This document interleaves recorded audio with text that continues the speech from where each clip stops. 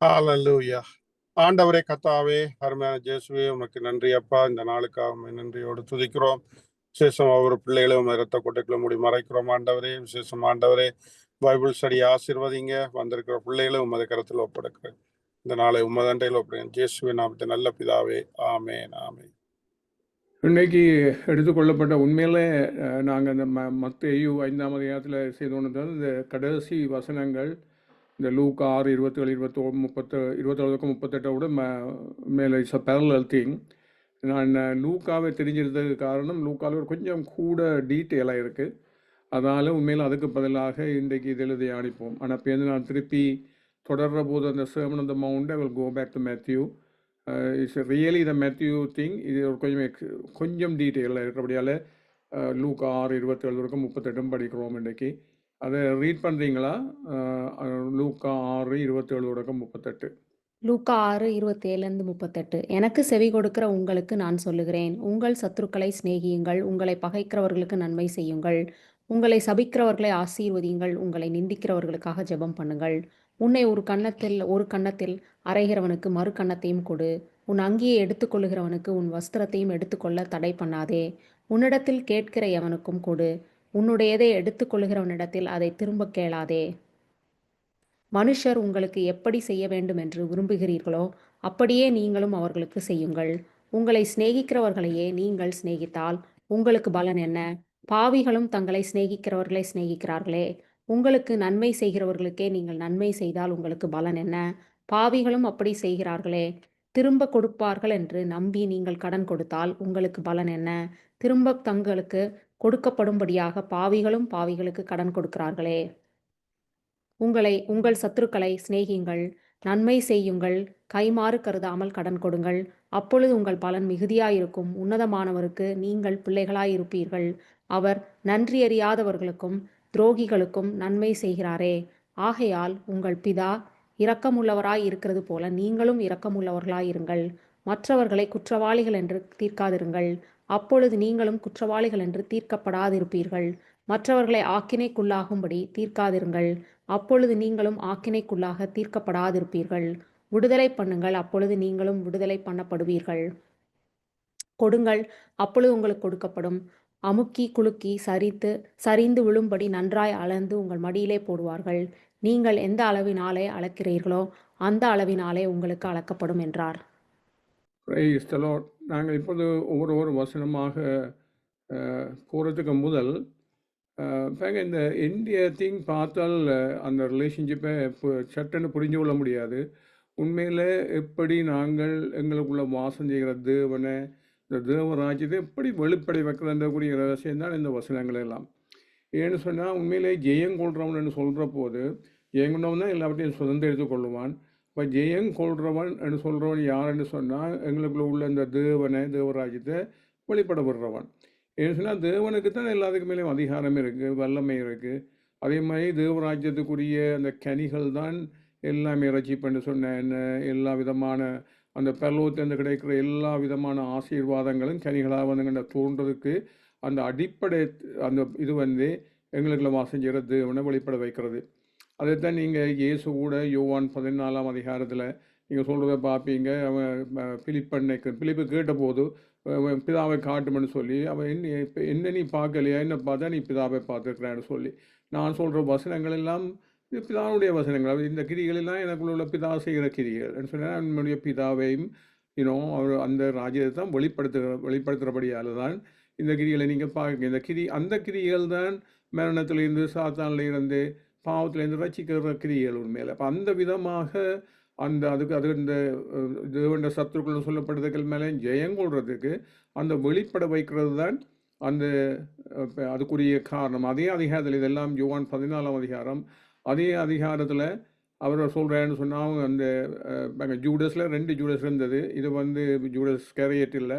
அந்த மெட்டவன் இருக்கிறான்னு சொன்னால் அது என்ன நீங்கள் சொல்கிறீங்க, எங்களுக்கு மாத்திரம் வெளிப்படுவீங்க, உலகத்துக்கு வெளிப்பட மாற்றுவோம்னு சொல்லி. அப்பொழுது சொல்கிறார், என்னுடைய வார்த்தைகளை கை கொள்றவன், என்னுடைய கட்டளை கை கொள்றவன் தான் என்னின் மேல் அன்பாக இருக்கிறான். நானும் பிதாவும் அவனில் வாசம் செய்து நான் உங்களுக்கு வெளிப்படுவேன் சொல்லி. ஏன்னா நான் பிதாவிடம் போகிறபடியால். அப்போ அந்த விதமாக எப்படி பல்லோகத்தில் இருக்கிற பிதா எனக்குள்ளால் வெளிப்படுறாரோ அதேமாதிரி நாம் பிதாவிடம் போய் அவரோட கூட இருக்கிறபடியால் உங்களுக்குள்ளால் வெளிப்படுவேன்னு சொல்லி அப்போ அந்த விதமாக உண்மை அந்த அப்படி வெளிப்படுற அந்த அதே இடத்துலாம் சொல்கிறேன் வெளிப்படுவேன் என்று சொல்கிற அந்த அதே அதிகாரத்தில் தான் நான் செய்கிற இந்த கிரிகளை விடுந்து நீங்களும் செய்வீங்க இதை விட பெரிய கிரிகளை செய்வீங்க என்ன நேரத்தால் என்ன உங்களுக்குள்ளே நாம் வாசம் பண்ணுற போது எங்களை இந்த வெளிப்பட விட்டால் உண்மையிலேயே வார்த்தைகளை கை கொண்டு அந்த அந்த வெளிப்பட விட்டால் அந்த அதே விதமான ரஜிபூரிய கிரிகளையும் அந்த ரஜிபூரிய கனிகளையும் ஒரு ராஜபூரிய கனிகளையும் காண்பீர்கள்னு சொல்லி ஆனபடியே தானே வர தன்னுடைய மரணத்தை பற்றி அந்த இந்த உலகத்துக்கு சத்ருக்கள்னு சொல்கிற போது பாவிகள் அல்லது பாவம் சாத்தான் மரணம் என்ன பாவம் தான் பிரவேசத்து மரணத்துக்கு ஏதோ ஆண்டு கொண்டது அவளை தான் சத்ருக்கள் எழுதப்பட்டிருக்கு அப்போ அந்த நேரத்தில் அது மாத்திரமே இந்த உலகத்தை ஆண்டு கொள்வது அப்போ ஆண்மை தான் ஏன் சொல்கிறேன் இந்த உலகத்துக்கு நியாயத்தை உண்டாகிறது இப்பொழுதே இந்த உலகத்தின் அதிபதி புறம்பாக தள்ளப்படுவார் யுவான் 12 நாம் பூமியில் உயர்த்தப்பட்டிருக்கும் போது எல்லாரையும் அதாவது சில பேர் தூக்கப்படுற போது எல்லாரையும் இழுத்துக்கொள்வேன்னு சொல்லி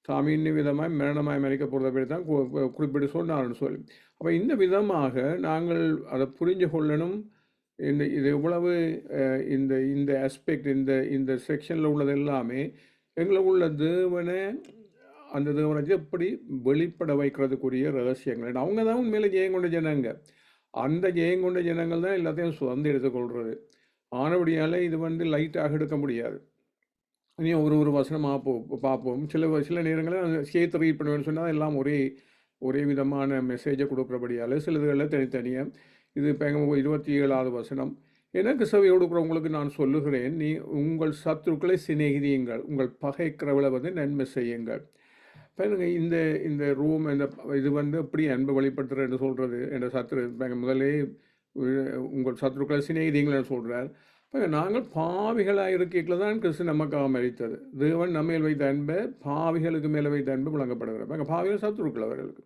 அப்போ அந்த சாயல் இருக்கும் மேலே அதே அப்படி ஏன்னா அதுதான் தேவன் செய்கிறது அப்போ நாங்கள் திருப்பம் இன்னொன்று புரிஞ்சு கொள்ளணும் இது எங்களுடைய வல்லமே இல்லை ஏன்னு சொன்ன சரி அந்த காரை ஸ்டார்ட் பண்ணுமா போல் காரை ஸ்டார்ட் பண்ணுறதுக்குரிய டிசிஷன் எங்களுடையது ஆனால் ஸ்டார்ட் பண்ணுறதுக்குரிய பவரோ அதை பிறகு இந்த ஓட வைக்கிற பவரோ எங்களுடையதல்ல அதுமாரி அந்த டிசிஷன் எங்களுடைய இருக்கும் எனக்கு இந்த மாதிரி ஓகே நான் சினைக்கணும் அந்த டிசிஷன் நன்மை செய்வோம் டிசிஷன் ஆனால் அப்படி ஸ்டார்ட் பண்ணி விட்டால் இப்போ அதுக்கு பிறகு வெளிப்படுறது தேவனாக இருக்கிறபடியாது தேவன் வல்லமை தான் அதை செயற்படுத்துறது அப்போ அதை மறக்கக்கூடாது என்ன அல்லது இப்போ இதெல்லாம் செய்ய மேலே மாம்சத்தில் செய்யக்கூடிய விஷயங்கள் இல்லை எங்களுக்குள்ள தேவன் வெளிப்படுற வல்லமைகள் இவைகள் ஆனபடியால் அந்த நாங்கள் அந்த டிசிஷன் எடுத்து அந்த இனிஷியேட்டிவ் எடுக்கணும் அல்லது தேவன் வெளிப்பட மாட்டார் அதை வெளிப்பட வைக்கிறது தான் எல்லா ஜெயம் கொண்ட வாழ்க்கையும் அப்போ அந்த விதமாக அதில் இதில் நிறைய ரகசியங்கள் இருக்குது அந்த இதுக்குரியது நீங்கள் கொஞ்சம் கவனித்து கேட்டுக்கொண்டிருந்தால் நன்மையாக இருக்கும் அப்புறம் ரோமர் அது 1 யோவான் 4:9-10 இந்த உலகத்துக்கு நாங்கள் பிழைக்கும்படிக்கு மரிச்சிருந்த நாங்கள் அது தேவனுடைய வல்லமை தான் எங்களை ரட்சித்து நித்திய ஜீவனை கொடுக்கறது அதுக்கு தான் இந்த உலகத்துக்குள்ள தேவனை அந்த அவரை அனுப்பினது என்னதாக பாவனத்தை நியதி செய்த கிருபாதார வழியாக அப்படி செய்தபடியால் தான் அன்பு உண்டாயிருக்கண்டு அது என்ன காரணத்தால் தேவனுடைய அன்பு உங்களில் பரிசுத்த அவையாளர்கள் ஈழத்தில் ஊற்றப்பட்டு வெளிப்படுறபடியால் அப்படி தான் அன்பு உண்டானது ஆனால் அந்த இணைப்புக்கு உண்மையிலேயே அந்த பலி இல்லாததில் அந்த இணைப்பு இல்லை ஏன்னா அந்த பலியாக நாங்கள் யாருக்கு எங்களுடைய வாழ்க்கையை பலி கொடுக்குறோமோ அங்கே தான் அன்பு உண்டாயிருக்கு யார் கூட மன்னிக்கப்பட்டார்களோ அவர்களுக்கு மேலே நாங்கள் அன்பு செலுத்துகிறோம் அந்த விதமாக அந்த தேவனுடைய அன்பும் எங்களுடைய அன்பும் அந்த மீட் பண்ணுற அந்த இடம் அந்த கிருபாதார பலி கூடாக அது அப்படி அவர் செய்தபடியால் தான் அந்த அன்பு வெளிப்பட்டிருக்கு தேவன் அன்பாக இருக்கிறபடியால் வெளிப்பட்டது மாத்திரமல்ல அந்த பலிதான் காரணம் தேவனுடைய அன்பங்களை நிரப்பி எங்களுக்குள்ளால் வெளிப்படுறது கூட அதாவது அன்பாக இருக்கிற தேவன் எங்களுக்குள்ளால் வெளிப்படுறார் அடுத்ததாக பார்ப்போம் அடுத்த வசனம் உங்களை சபிக்கிறவர்களை ஆசீர்வதியுங்கள் இது அடுத்த 2 வசனங்களையும் சேர்த்து படிப்போம் உங்களை நிந்திக்கிறவர்களுக்காக ஜெபம் பண்ணுங்கள் பாருங்க உன்னை ஒரு கன்னத்தில் அறைகிறவனுக்கு மறு கன்னத்தையும் கொடு உன் அங்கேயே எடுத்துக்கொள்கிறவனுக்கு உன் வஸ்திரத்தையும் எடுத்துக்கொள்ள தடை பண்ணாதே இது இயேசுடைய வாழ்க்கை கூட பார்ப்பேன் பிதாவை எப்படி வெளிப்படுத்துகிறார் அதாவது இப்போ மரணத்துக்கு அவர் இடத்துல இருக்குது மரணத்துலேருந்து ரச்சி கல்வரை நோக்கி கதறினாருன்னு இப்போ அதுவரை சுற்றி இப்போ சாத்தானும் மேலே ஜூடஸுக்குள்ள சாத்தான் விளைஞ்சான தான் போட்டிருக்கு இப்போ சாத்தான் மற்றது மாம்சத்தில் நடக்கிற அந்த பரிசெயர் ஈவன் மாம்சத்தில் நடக்கிற அந்த அந்த கவர்னர், ரோமன் கவர்னர் எல்லாரும் ஆச்சு எந்த பேர் சிலுவையில் அறையிறதுக்கு இதனோடனே அவர் வந்து அதை எதிர்த்து நிற்கலை, அந்த தீமையை எதிர்த்து நிற்கலை. இதில் இந்த இந்த இந்த செக்ஷன்லேயே நீங்கள் அதைத்தான் பார்ப்பீங்க, தீமையை அவரை எதிர்த்து நிற்கலை, ஆனால் தீமையை எதிர்த்து நிற்கிற தேவன். அப்போ எங்களுக்குள்ளால் வெளிப்படுற போது அந்த அவர்கள் புறம்பதள்ளப்படுவார்கள். அப்படி தானே சொல்கிறேன் இல்லையா, அந்த உலகத்தின் அதிபதி புறம்பதள்ளப்படுவாண்டு. அப்படி தள்ளுறதுக்கு சத்துருக்களை தேவனை தள்ள விடுறதுக்கு தான் அதை செய்கிறாரு. என்ன சிலுவையில் தொங்கின போது பாருங்க, அந்த ஒன்று சொல்ல வந்து லூக்கா 23, 33, 37 அவர் வந்து அந்த இடத்துல போய் சேர்ந்த போது அவங்களெல்லாம் செய்த எல்லாருக்கும் எங்களுக்கு தெரியும், திருப்பி அதில் வந்து ஒரு கல்லுங்களை கூட 2 பக்கம் அறையிறாங்க.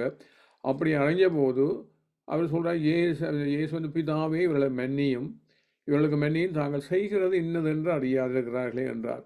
அவருடைய வஸ்திரங்களை அவர்கள் பங்கிட்டு சீட்டு போட்டார்கள். இப்போ அந்த உடுப்பை கடைசி அதை எடுத்து விட்டால் நேக்கட் அந்த லெவலுக்கு அதான் நாங்கள் என் கொடுத்து விடணும். அவர் அதை ரெசிஸ்ட் பண்ணலை. அப்படி அந்த விதமாக அவர் கொடுத்து விடுறதை பார்க்குறோம். ஏன்னா இப்போ அதுகள் அந்த அந்த லைஃப் ஸ்டைல் முக்கியம். அப்படி இருந்தபடியால் இப்போங்க அது அப்படி செய்தோன்று கேட்கல, அப்படி ஜெபிச்ச உடனே போட்டிருக்கு அதிகாரிகளை அவனை இகழ்ந்து இதெல்லாம் இந்த ஹை பிரீஸ்ட் அவங்க இவர்கள் மற்றவர்கள் ரச்சித்தான், இவன் தேவனால் தேர்ந்து கொள்ளப்பட்ட கிறிஸ்துவானா தன்னை தான் ரச்சித்து கொள்ளட்டுமான். அதை பார்த்துட்டு போச்சவரும் கோப்பி பண்ணுறாங்க. யூதர்கள் ராஜாவானால் உன்னால் ரச்சித்து கொள்ளணும், ஏன்னா அவர் ராஜான்றதுக்கு அப்படி தான் அவங்க சிலுவையில் அறைஞ்சது. அப்போ அந்த விதமாக எப்படி அவர் தகப்பனை அப்படி மேனிஃபெஸ்ட் பண்ணபடியால், அது அவருடைய பிதாவை இந்த கண்டிஷனிலும் அவர் மேனிஃபெஸ்ட் பண்ணபடியால் அந்த ஒரு ஒரு ஒரு கள்ளன் வந்து ரசிக்கப்படுறதை பார்க்குறோம் இல்லையா. அதே விதமாக இதே இப்படி இழந்து கொண்ட சோல்ஜர்ஸே அந்த அதுக்கு பிறகு அந்த இருளும் நடுக்கங்கள் எல்லாம் வந்து இது வந்து தேவகுமாரன் கன்வெஸ்ட் பண்ணுறாங்க, அறிக்கையிடுறாங்க. அப்படி அந்த விதமான மேட்டங்கள் எல்லாம் அவங்களுக்குலாம் வந்தது தேவனை வெளிப்பட விட்டபடியால். அதுக்கு இந்த சிலுவை போன்ற அனுபவம் தேவையாக இருக்குது. அப்படி வெளிப்படுற போது தான் உண்மையிலேயே இப்போ நீங்கள் பிறகு இன்னும் நிறைய ஆசீர்வாதங்கள் இருக்குது, தேவனால் செய்கிற விஷயங்கள் கொஞ்சம் நெஞ்சமே இல்லை. அப்போ அந்த விதமாக அது கூட வெளிப்படும் அடுத்த வசனங்களில். அந்த விதமாக அந்த அந்த அந்த இடத்துல எங்களை நாங்களே பொசிஷன் பண்ணணும். அதுக்கு இந்த மாதிரியான லைஃப் ஸ்டைலை நாங்கள் டெவலப் பண்ணணும். திருப்பவும் டெவலப் பண்ணுறதுக்கு அந்த டெசிஷன் எங்களுடையது, அதை செய்கிறதுக்குரிய வெள்ளமே தேவனுடையது. அது அப்படி தான் நாங்கள் ஆவியாளர் நிறைத்து அந்த வெள்ளமே கொடுக்குறது. அப்போ இந்த விதமாக இது 30வது வசனம். அதில் பேங்க உன்னிடத்தில் கேட்குறவனுக்கும் கொடு, உன்னுடைய எடுத்துக்கொள்வதில் அதை திரும்ப கேளாதே. இப்போ இயேசுடைய வாழ்க்கையில் கூட பார்த்தீங்கன்னு சொன்னால் அவருக்கு வந்து வரி பணம் கட்ட சொல்லி கேட்குறாங்க பேதரிடம், உன்னுடைய போதர் செய்கிறவராண்டு. அப்போ அவர் கேட்குற பேதுருவை பார்த்து தான் கேட்குற பேருக்கு தான் தெரியும் அவர் தவறு யாருண்டு.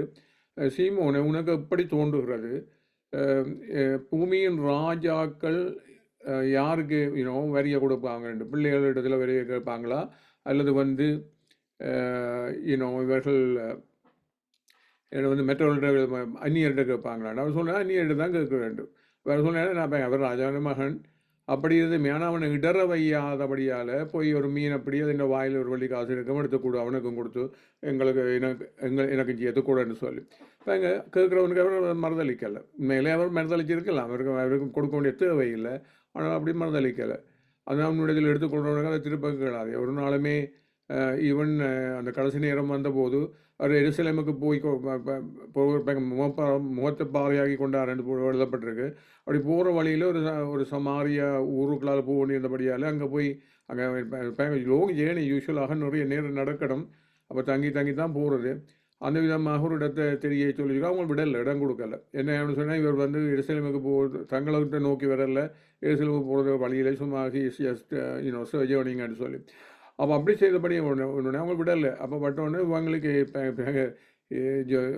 யோவானை வந்து லவ் அப்போஸ்டல் ஆஃப் லவ்னு சொல்கிறது அவன் தான் கேட்குறான்னு சொன்னால் இந்த மனிதர் வானத்திலேருந்து அக்கினி இறங்கி இவர்களை அழிக்கும்படி கட்டளையிட உங்களுக்கு சித்தமானு கேட்குறாங்க என்னன்னு சொன்னால் அவ்வளோத்துக்கு கோவம். அப்போ வந்து இயேசுடைய மனுஷகுமாரன் வந்தது என்ன நீங்கள் என்ன ஆவி உடையவங்கன்னு உங்களுக்கு புரியலை, ஜீவனை அழிக்கிறதுக்கு அல்ல ரசிக்கிறதுக்காக தான் வந்தேன்னு சொல்லி. So it's an amazing thing இல்லையா. என்ன மாரி அந்த ஆண்டவர் ஒரு நிமிஷம் வேண்டாம். Just want to be okay, I just want to be sure my pictures are there. So the praise the Lord. அப்போ அந்த விதமாக அந்த எத்தனாவது வசனத்தில் இருந்தோம்? கொள்ளாதேண்டு அந்த விதமாக பாருங்க அவர்கள் எடுத்து கொடுக்கல. அதனாலே அந்த இடங்களெல்லாம் பின் ரசிக்கப்படுறதை பார்க்குறோம். ஈவன் சமாரியா முதல் கொண்டு பிலிப் எல்லாம் போய் ஜெபித்த போது அதை வெளிப்படுறதை பார்க்குறோம். அடுத்ததாக இப்போ இங்கே இன்னும்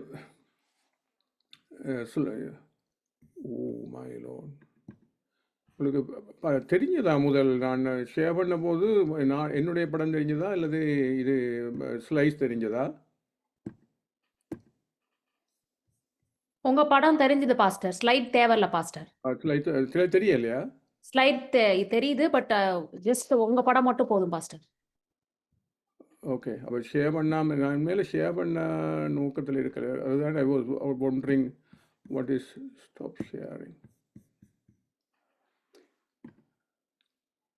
ஓகே, இப்போ தெரியல இல்லையா ஸ்லைட்? ஆமா பாஸ்டர்.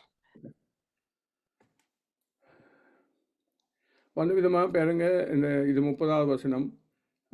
அவர் ஆயத்தம் பண்ண இடத்துல இன்னமாரி அவங்க மறுதளிச்சுமே அதுகளுக்கூடாக தேவனுடைய சித்தம் அந்த ஊர்களுக்கு கூட நிறைவேறதை பார்க்குறோம். மனுஷர் உங்களுக்கு எப்படி செய்ய வேண்டும் என்று விரும்புகிறார்களோ அப்படியே நீங்களும் அவர்களுக்கு செய்யுங்கள். இங்கே இதுதான் இது ஃபுல்ஃபில்லிங் த செகண்ட் கமாண்ட்மென்ட் இல்லையா? நீங்கள் உங்களுக்கு மேலே அன்பு செலுத்துறது போல மற்றவங்களுக்கு மேலே அன்பு செலுத்துறக்கூடிய இன்னொரு வேர்ஷன். ஏன்னா யார் அந்த எல்லா அன்பு கட்டளையும் நாங்கள் நிறைவேற்றினா எல்லா கட்டளையும் நிறைவேற்றி இருக்கிறோம். அவங்க தான் உண்மையில நீதிமான்கள். ஏன்னா அன்பு 2 கட்டளைகளுக்கும் எல்லாமே அடங்குறபடியால் அப்போ அதை புரிஞ்சு கொள்ளணும். அப்போ இந்த பிரின்சிபிள் தான் இதில் அப்போ அதுகள் தான் உண்மையை நல்ல ரிலேஷன்ஷிப் ஏற்படுத்துறது, ஹார்மனியை கொண்டாடுறது, என்னென்னு சொல்கிற உறவுகளில். அது மாத்திரமல்ல இந்த தேவனுடைய அன்பை 4 பேர் எந்தம் வெளிப்படுத்துகிற ஒன்று கூட.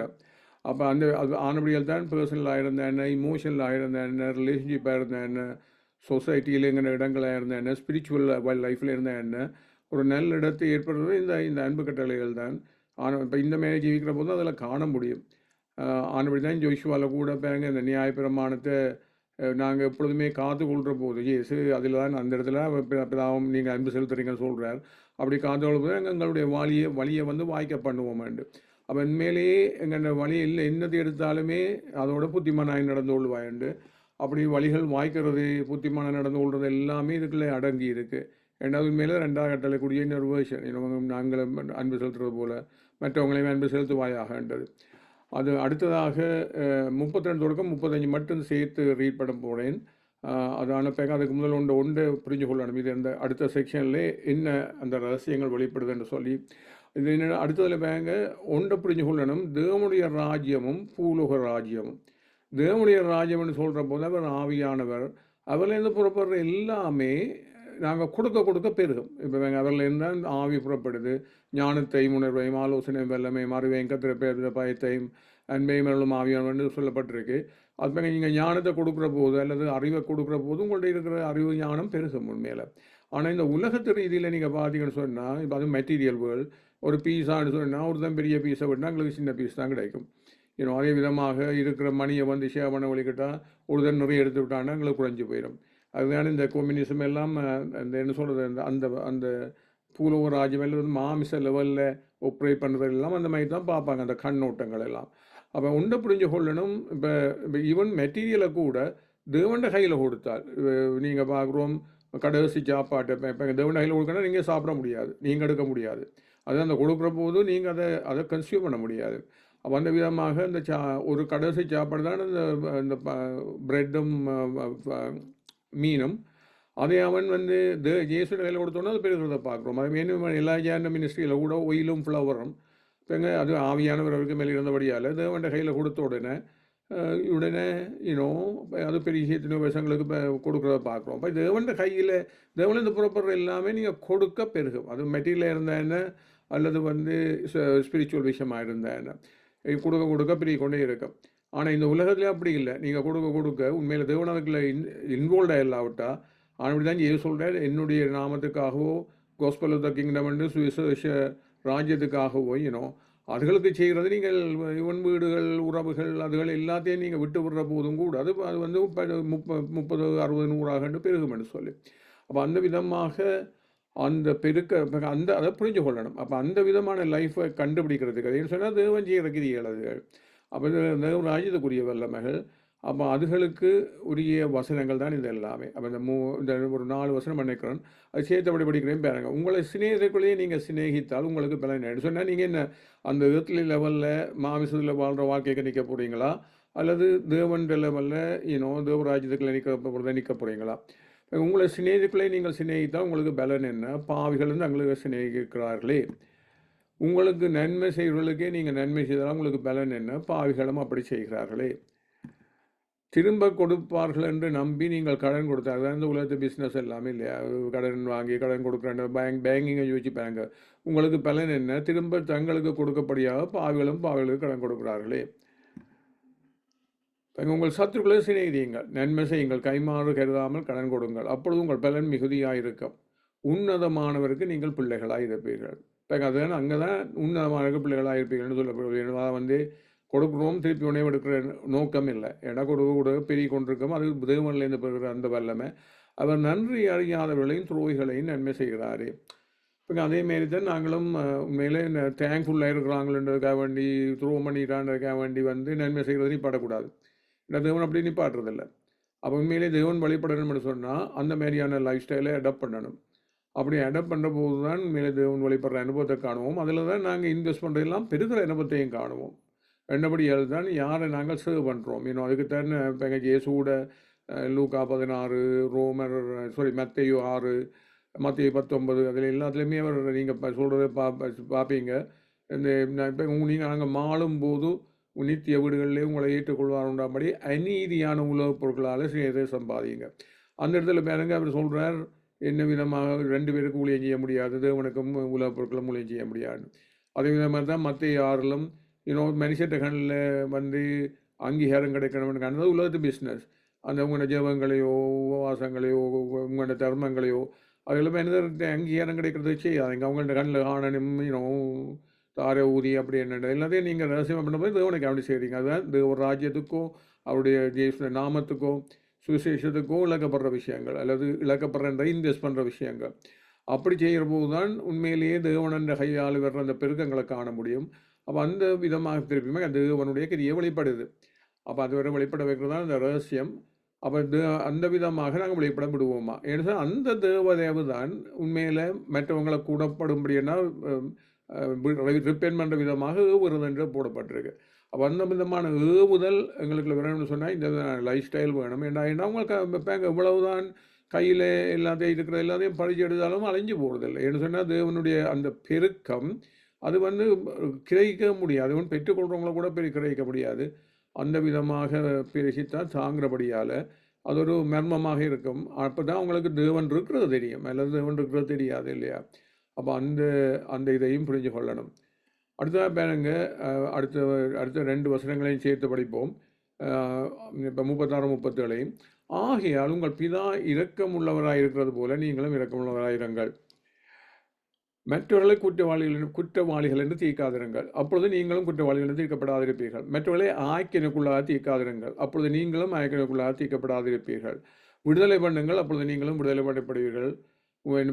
இதெல்லாம் உண்மையிலே சாத்தாண்ட வெப்பன்ஸ். குற்றம் கண்டுபிடிக்கிறது, புறம் கூறுறது, வதந்தி பரப்புறதெல்லாம். அப்போ உண்மையிலே அதுலேருந்து தப்புறதுக்குரிய பாதையை தான் ஆண்டவர் காட்ட. ஏன்னா இதுலேருந்து தப்ப விட நாங்கள் அவனுக்கு அடிமையாக வந்துடுவோம். அப்போ அவன் கைக்கில் அகப்படாமல், அவன் சிறையாளி ஆகாமல், அவன் அடிமையாகாமல், அந்த தேவனை வெளிப்பட தேவனுடைய ஆவியால் சாத்தான திருத்தினால்தான் சாத்தான் விட்டு போவான். திருப்பம் தேவனை தான் வெளிப்பட வைக்கணும். தேவராஜ்ய மந்திரிக்கன்னு போடப்பட்டிருக்கு. அப்போ அந்த தேவனை வெளிப்பட வைக்கிறதுக்குரிய அந்த ரகசியங்கள் அதெல்லாம் திருப்பவும் அந்த டிசிஷன் மாமிசத்தில் செய்ய முடியாது. அப்போ டிசிஷன் எங்களுடையது, அந்த வல்லமை தேவனுடையது. காரை ஸ்டாப் பண்ணுறதை யோசிச்சு கொள்ளுங்க. இப்போ அப்போ அந்த விதமாக உண்மையிலேயே அந்த விதமான ஃப்ரீடத்தை எங்கள் வாழ்க்கையில் தேவன் கொடுக்குற அந்த விடுதலை, எங்கே ஆவி உண்டு அங்கே விடுதலை உண்டுன்னா ஆவியை வெளிப்பட வைக்கிறோம். எங்கே நாங்கள் சத்தியத்தை அறியும் போது சத்தியம் எங்களை விடுதலை ஆக்கும் சொல்லி தேவனுடைய வார்த்தையை வெளிப்பட விடுறோம். அப்போ அந்த விதமாக அந்த விடுதலையை நாங்கள் காணணும்னு சொன்னால் தேவனை வெளிப்பட விடணும். அப்போ அந்த ஓஃபேருக்கு நடுவில் இது ஓஃபேர். அந்த ஓஃபேர் அதைத்தான் ரெவலேஷன் 12, 10, 11 கூட படிக்கிறோம் இல்லையா? என்ன மாரி இப்பொழுது அந்த ஒரு பெரிய இப்பொழுது ரட்சிப்பின் வெள்ளமை தமது தேவனுடைய ராஜ்யம் அவருடைய கிறிஸ்துவின் அதிகாரம் உண்டாகிறது. அதை நாங்கள் வெளிப்பட விடுவோமா? இரவும் பகலும் நம்முடைய தேவனுக்கு முன்பாக சகோதரர் மேல் குற்றம் சுமத்தும் பொருட்டு அவர்கள் மேல் குற்றம் சாட்டுகிறவன். எப்படி தாழ்தளப்படுற இந்த லைஃப் ஸ்டைல்லாம் தாழ்தளப்படுறது. மரணம் நேடுதையாக இருந்தாலும் அவருக்கு தப்பும்படி ஜீவனையும் பாராமல் ஆட்டுக்குடியின் ரத்தத்தினாலும் தங்கள் சாட்சியினாலும் வசனத்தினாலும் அவனை ஜெயித்தான்னு சொல்கிறவனுடைய அர்த்தம்னு சொன்னால் இவ்வளவுதான் எங்களை திண்டரும் மேல் இருக்கும். என்னை பார்த்தால் எங்களை அழிச்சிடும் மேல் இருக்கும். ஆனால் அதே இதில் நாங்கள் அந்த உறவுகளை ரத்தத்துக்குள்ளால் பார்த்து பழகினோம். இப்போ பணங்கள் அல்லது வேறு சாப்பாடுகள் இதுகளுக்கெல்லாம் பார்த்து பழகினீங்களோ இந்த அதுலேயும் தப்ப முடியாது. ஆனால் ரத்தத்துக்களால் பார்க்குற போது தான் இந்த ரத்தம் பாவத்தை கழுவுறபடியால் அதுக்கூடாக அந்த அன்பை அவர்களுக்கு செலுத்தக்கூடியதாக இருக்கும். அப்படி செலுத்துகிற போது தான் நாங்கள் இப்போ அந்த சுவிசேஷக்கூடிய வார்த்தையை தான் அந்த என்ன சொல்கிறது அறிக்கை போடப்பட்டிருக்கு. அப்போ அந்த விதமான சுவிசேஷத்துக்குரிய அந்த வார்த்தையும் அந்த வாயிலே இருக்கா வாயில் தான். அதனால தான் நாங்கள் ஜெயங்கொள்கிறது. இப்போ அப்படி தான் இந்த விதமான ஜனங்களுக்கு சுவிசேஷத்தை அறிவிக்கிறேன்னு சொல்கிறது. இப்போ கொடுங்கள் கொடுக்கப்படும், கொடுங்கள் அப்பொழுது உங்களுக்கு கொடுக்கப்படும். அப்போ அமுக்கை குலுக்கி சேர்ந்து விழுந்தும்படி அவர்கள் உங்கள் மடியிலே போடுவார்கள். நீங்கள் எந்த அளவினால் அளக்கிறீர்களோ அந்த அளவினால் உங்களுக்கு அளக்கப்படும் என்று சொல்கிறார். இது இது அந்த உங்களுக்கு எல்லாருக்குமே தெரிஞ்ச ஸ்டோரி. பெரபிள் ஒன்றில் 1 தாளந்து 2 தாளந்து 5 தாளந்தை கொடுக்க 5 தாளந்துக்காரன் 10 தாளந்தை ஏற்படுத்தி 2 4 ஒன்று கொடுத்தவன் ஒழிச்சு போட்டு வந்தோடனே அவரை தேவன் விசுவாசம் இல்லாதவன்னு சொல்கிறார். அதாவது இங்கே இன்வெஸ்ட் பண்ணுறதுக்கும் விசுவாசம் வேணும். இந்த மாதிரி ஜீவிக்கிறதெல்லாம் இன்வெஸ்ட்மெண்ட்ஸ். அப்போ இந்த வாழ்க்கையில் எங்கள் கையில் இருக்கிறது தேவன் தான் எல்லாருக்கும் தான் சொந்தம். டேலண்ட் அவருடையது. அதை நாங்கள் இன்வெஸ்ட் பண்ணி பெருக்குவோமா? ஏன்னு சொன்னால் அப்படி செய்கிற போது தான் பலவராஜ்யத்தில் என்ன சுதந்திரம் உண்டாகிறது, அந்த பசு வாங்குள்ள சுதந்திரம் எல்லாம். அப்போ அந்த விதமாக இன்வெஸ்ட் பண்ணுவோமா? அப்போ அவன் இன்வெஸ்ட் பண்ணி 10 கொடுத்தவன்கிட்ட இந்த உண்டியை கொடுத்தவனே பறித்து எடுத்து அவன் கையில் கொடுத்து போட்டு இவனை கொண்டு வழியில் அழுகையும் பற்கடிப்பும் உள்ள இடத்துல போடன்னு சொல்கிறார் அவன் இல்லையா? என்ன சொல்லுவாங்க அந்த இடத்துல சொல்ல உள்ளவனுக்கு இன்னும் கொடுக்கப்படும், இல்லாதவனுக்கு அது இல்லாத கையிலையும் இருக்கிறதும் எடுக்கப்படும் சொல்லி அதே இதை இயேசு வார்த்தைக்கும் கொடுக்குறார். இது மத்திய 13 நீங்கள் இப்போ பார்த்தாலுமே உமையில் பேசுங்கன்னு சொல்கிற போது தான் அவர் இதைத்தான் திருப்பவும் சொல்கிறார். ஏன்னா பலோது ராஜ்யத்துக்குரிய ரகசியங்களும் உங்களுக்கு கொடுக்கப்பட்டிருக்கு. அவர்களுக்கு அது அருளப்படலை. உள்ளவனவனும் அவனுக்கு கொடுக்கப்படும், பெருகுணவும் அடைவான், இல்லாதவனவனும் அவனுக்கு உள்ளதும் எடுத்துக்கொள்ளப்படுவான். இப்போ உண்மையிலே இந்த வாதிகளுக்கு நான் கொடுக்குற ஆட்டிடியூடு இதே விதமான ஆட்டிடியூடு இல்லாவிட்டால் இருக்கிறது எல்லாமே போய் சேர்ந்துடும். ரெண்டபடியால் அதிலும் கவனமாக இருக்கணும். இந்த விதமாக தேவனை வெளிப்பட வர்றதால உண்மையில் ஒரு ஜெயம் கொண்ட வாழ்க்கையை எப்படி ஜீவிக்கிறது, அதுக்குரிய அதுகளையெல்லாம் எப்படி கண்டடைகிறது என்றதுக்குரிய அந்த ரகசியங்கள் தான் இதில் அடங்கி இருக்குது. இது சேமன் அந்த மவுண்டில் தேவன் கொடுத்தது. மேலே நீங்கள் பார்த்தீங்கன்னு சொன்னால் அந்த மீதிய இருக்கிற எல்லா பைபிளையும் கண்டென்ஸ் பண்ண எடுத்தான் அந்த சேமன் அந்த மவுண்ட். அதை நாங்கள் மிஸ் பண்ணிடக்கூடாது. அதில் இப்போ ஃபோக்கஸாக இருந்தால் அதை மேலே தியானிக்க தெரியணும். ஜெபித்து முடிப்போம். பலோமனங்குள்ள பிதாவே, தேவனே, ஆண்டவரே, நன்றியப்பா. என்ன விதமாக இயேசு வெளிப்படுத்தினபடியே பிதாவை எங்களுக்குள்ள வாசம் பண்ணுற தேவனையும் தேவனுடைய ராஜ்யத்தையும் வெளிப்படுத்தி தேவ ராஜ்யத்துக்குரிய கனிகளையும் ஆசீர்வதிக்கப்பட்ட வாழ்க்கையும் உண்மையிலேயே இந்த பெருக்கத்தை காண்ற நான் உன்னையும் உன்னுடைய சந்ததியையும் பெருக பண்ணுவேன் என்று சொன்ன தேவனே, அந்த விதமான லைஃப் ஸ்டைலில் உண்மையிலேயே அதுதான் நித்திய ஜீவனுக்குரிய பாதையை அந்த லைஃப் ஸ்டைலில் டிபெண்ட் பண்ணக்கூடிய ரகசியங்களை எல்லாம் வெளிப்படுத்தி எங்களை ஆசீர்வதிக்கிறவரே, இந்த காலங்கள் எல்லாமே இந்த ஒருத்தர் கூட அந்த விதமான ஒரு லைஃப் ஸ்டைலை டெவலப் பண்ணாமல் விடாமல் அதுக்குரிய பொறுமையையும் அந்த டிசிப்ளினையும் உங்களுடைய அந்த வெளிப்பாடுகளையும் அந்த விதமான வாழ்க்கையும் கொடுத்து எல்லாருமே ஆசீர்வதிப்பீங்கள் என்று கேட்டு இயேசுவின் நாமத்தில் ஜெபம் செய்து கொள்கிறோம் பிதாவே. ஆமேன். ஆமேன். Praise the Lord.